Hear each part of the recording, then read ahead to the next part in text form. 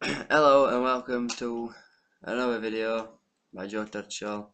This time I'm going to be looking at the Super Brands post box from college, and I'm also going to be designing my own elements of construction post box.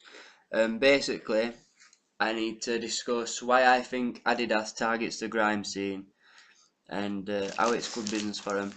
And then I also need to look at an advert of my choice and discuss why it's so effective and genre and stuff like this. But we'll cross that bridge when we come to it.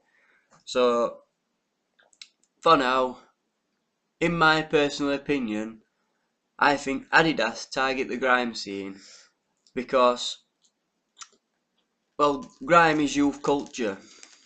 One man on the Super Brands video described Adidas as funky, sporty, fun, young. I can do chavvy, he says. So that makes me think that they're targeting a new young culture because grime is relatively new. I mean, if it weren't for things like garage, we wouldn't have grime. So I think that, and garage were around in early noughties.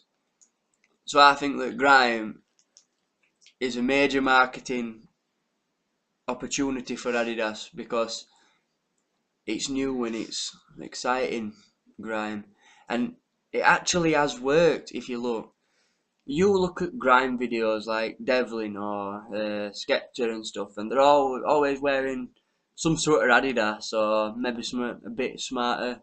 You know what I mean? But still, to the new modern London gangster look, that's what it is now. It's Adidas and stuff like this. I think the word chav is a dying word. It's no longer relevant, especially to people now. The demographic group of grime people is quite wide. It stretches throughout most. It started in London and it's expanded since. I mean, I'm not a big fan of grime. I prefer things like uprising or hardcore, which are also considered relevant to the chav.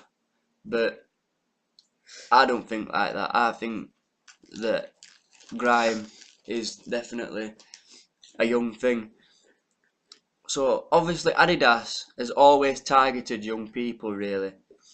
So it shouldn't surprise you for them to jump on with grime, should it really?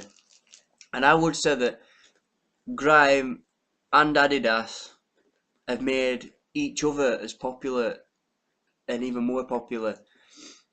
Grime has brought Adidas back into fashion, whereas Adidas has sponsored grime now to a point where it's just incredible how far Adidas have taken it. I mean, on the Super Brands video, they were giving popular grime artists and noticeable faces free clothes and free clothing samples to wear and just to advertise the brand. And they got this for absolutely nothing. And there's also another girl in Barnsley, who I believe they call Danielle Hunt. She is sponsored by cheap clothing to wear in pictures and take pictures of herself, like a couple of pictures every day, and then post them on Facebook because she's apparently Facebook famous. I still don't know what this means. Um, but yeah, I think that Adidas have sponsored grime because they also know how impressionable young people are as well. Uh, so that's all on Adidas and grime at the minute. I may look further into it at the end of the video, I may not. Can't make no promises. Um, so yeah, now I'm going to look at an advert of my choice.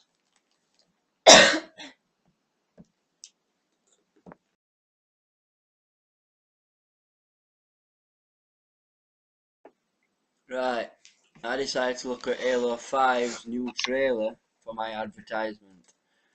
Um, as you know, Halo is a really big brand with a really big fan base. I mean, there's kids who sit there and spend their life on it online all day, all night, don't hardly eat or sleep because they're too busy fighting other people online. It is difficult to underestimate just how big this game is. Um, Now I will be looking at content, language, genre, narrative and visuals, and how its graphic style is and stuff like that. So first of all, the content on the film. The content was basically something that the fans could relate to. It was Master Chief, who is the main Spartan from the games, the main soldier, should I say, but they call them Spartans. And basically, he's walking in a desert, and then he stops. This big angel robot forerunner thing comes out of the ground, spreads its wings and stares at him like they're ready to fight. Master Chief looks at his dog tag. Now, this content is good because it can relate with the audience. People will be getting excited just by seeing something like this. In a personal opinion, I think they've taken it too far. But a lot of people wouldn't think that. I just don't like the idea of these robots and that I preferred aliens, but I suppose I took it too far. Next, I will be looking at the language. Now, there is no speaking in the advertisement. All you hear are footsteps, wind blowing and mechanical sounds. But this has been done to the Halo standard and the Halo effect. This is what the people who watch the film like. I mean, the people who play the game as well like this. So, in terms of language, even though there has been none actually used, that silence still relates with the audience. All you hear is little bits of music in the background as well, which also works brilliantly. And basically, I just think by doing this, as they've always done it, perfect. I mean, the main character who we see, Master Chief, he's not a man of many words anyway, so.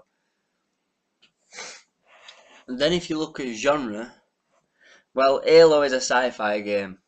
A sci-fi first-person shooter. Well, even though it's sci-fi, it still has an incredible story. And the real sci-fi part that we see in this advert has to be when the robot comes up and out of the ground. At first the advert's misleading because the main soldier is wrapped up in robes and it's difficult to see him. So you may be wondering what's going off. And then when the robot comes out, that really adds a sci-fi effect to the desert. Obviously, it's a battle between humanity and aliens. And robots now. It's a battle between them all. But yeah, I think they've used the sci-fi effect brilliantly. And that will definitely relate with the audience. I think a lot of them will be happy. As for the narrative and the visuals, well, the graphics looked incredible. Halo 5 is set to be an Xbox One launch title. So a bit after the Xbox One comes out, Halo 5 will be out. And the graphics, you can tell, have improved just even the slightest bit. But there is the problem that affects me personally, and I don't know about anybody else, but in the last game, the Forerunner, the Diaduct ship came out of the ground. It's a big circle ball, much similar to the thing in Incredibles, that big thing with arms. Sorry, hold on. You're joking. Right, I'll do a second part. Somebody's on the phone. See you later. Yeah, I'm sorry about that. That was my tutor Mandy's fault. She just rang me up, telling me about my animation assignment. I can't believe that. I've lost my train of thought and everything.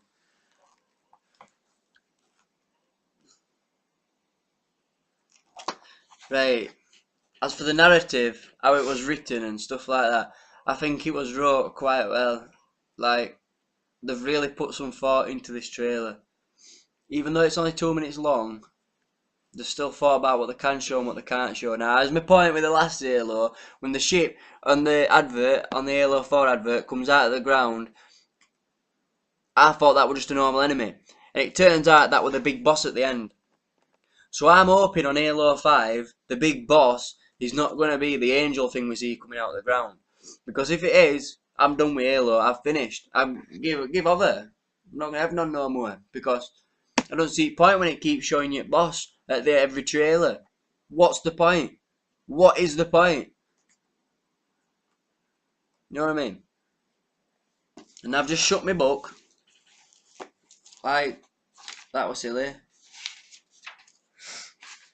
Because I've got one last point to make. Which is, I don't know. Still not know no more. Anyway, this has been 2155506 TAT signing off. Thank you.